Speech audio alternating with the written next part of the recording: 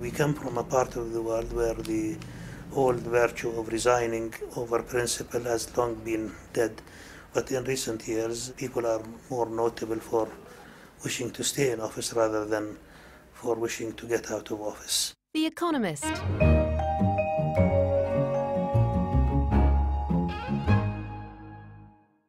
In Oman, this is The Economist. Jordan's traditionally calm political scene suffered another upset last week after its Prime Minister, al-Khosraouni, took the unusual step of tendering his resignation. He did so in protest at the royal palace's interference in his government's policy-making. Mr. Khosraouni was appointed by King Abdullah in October 2011 to push through democratic reforms in response to the Arab awakening, but the security establishment repeatedly blocked his efforts. We met up with Mr. Khosraouni in his plush West Oman home, where he was hosting a motley crew of former protesters. He explained why the palace's efforts to extend the parliamentary session against his wishes had pushed him to resign. Well, the immediate reason, of course, was, let me explain it to you as follows.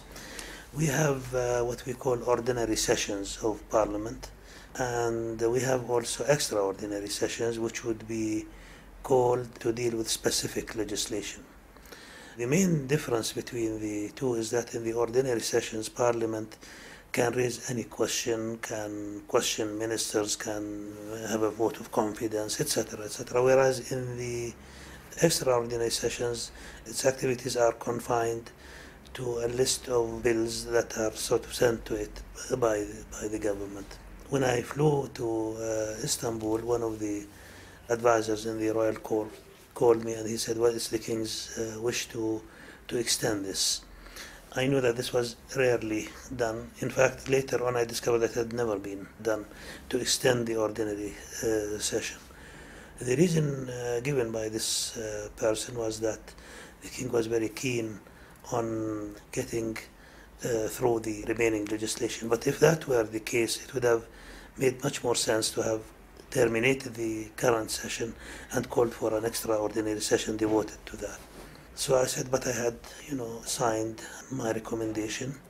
I am the one who runs the country. I am the Prime Minister. I don't accept instructions from the royal palace. The king rules through his ministers, not through his advisors. We don't have a presidential system. We have a parliamentary system. So I thought the only honorable thing for me was to resign, and I did.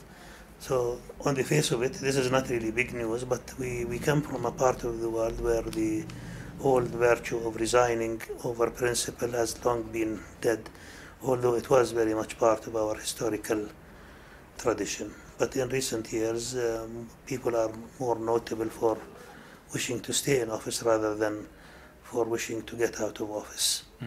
You also took office promising to inaugurate a new era in which you would include those political groups and constituencies which had been excluded for much of the last 10 years, particularly the Islamists, and that this would be some way of addressing the demands of the Arab awakening that was taking place across the region. How easy did you find it to implement that policy?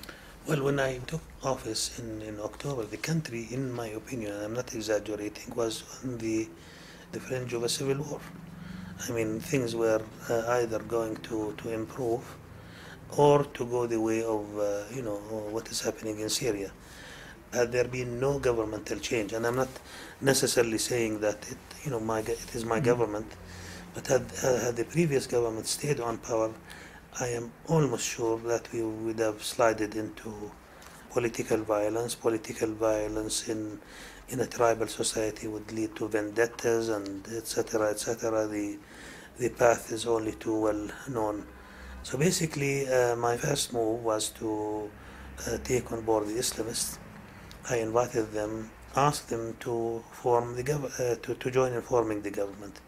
They declined, but I established goodwill with them, and this goodwill has stayed. And this led people to accuse me of being very pro-Islamist, which is not true. But I mean, I don't also belong to the school of demonizing them and excluding them. I think that the best guarantee for the continuation of the political system, and this is a very important point, would be inclusiveness of all the parties, and not excluding the parties. You make them stakeholders, and you turn them from opposition, not in the British sense opposition, but in the sense of being anti-government and anti-state, into stakeholders. And I continued to have good relations with them. I think the government has succeeded magnificently in reducing tension in Jordan through dialogue and through the respect that it enjoyed with people who had previously been ostracized or were outside the, beyond the pale or outside the political system. And I think this is probably the major achievement of the government. The country is much calmer now. As part of that policy of trying to engage with Islamists, you also reached out to Hamas. You criticised the decision to expel them. Yeah. Can you describe the dynamics that were taking place in Jordan at the time when you advanced that policy and the opposition that policy faced from other decision makers in the kingdom? Well, within the kingdom, the sort of intelligence services were opposed to this. They had been the people who in 1999 were behind the decision to implement the expulsion of Hamas. And the government of the day was very subservient to them. It did what they asked. It was very interesting to see the Prime Minister at that time protesting, how did I dare to say that it was wrong. And I was tempted at one point to say to him, well, you don't have to worry, you didn't make the decision. The decision was made by the intelligence service. So there was opposition. Because the response that East Bankers gave to that was that this was a process which was going to turn Jordan into Palestine, it was going to serve Israeli interests, and you were going to see... I never bought that. I think that was also probably partly calculated, probably by the intelligence services. Why was that? Because they didn't like this policy. They couldn't understand how somebody from an old Jordanian family is advocating more rights for the Palestinians. And they thought that this must be part of this grand conspiracy of the Anglo-American Islamic. What was your impression of the way of the political management in Jordan? I mean, we've been hearing of reform for the last 12 years, and when you look at the results, it's very hard to see any. Well, I cannot really pass judgment on what happened before. Definitely there was no reform. On the contrary, I think the basic concept that the cabinet is collectively responsible before Parliament was completely destroyed and replaced by a direct rule by the king through his advisors. So that was a regression in many ways. I mean, in 1952 we had a much more liberal constitution than the actual practice in the first decade of the third millennium. You've now been replaced by Faiz Taroni. Yes. Well, what is your prognosis now for Jordan's future?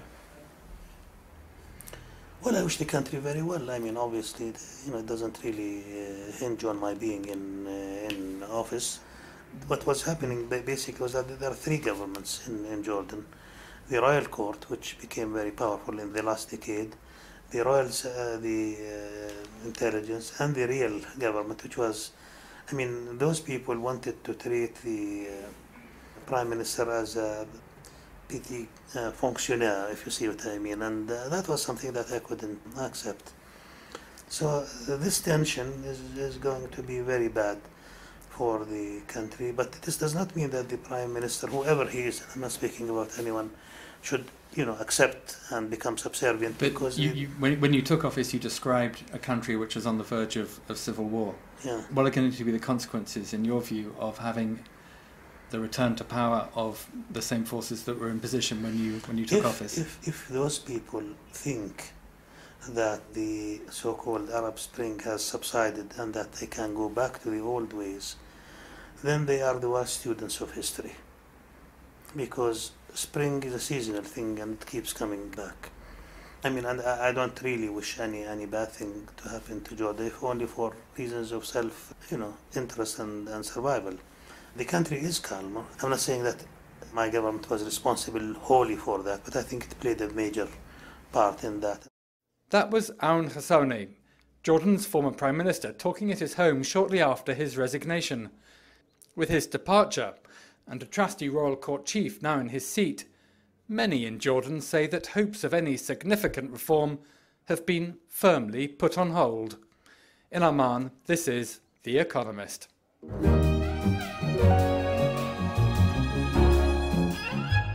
The Economist.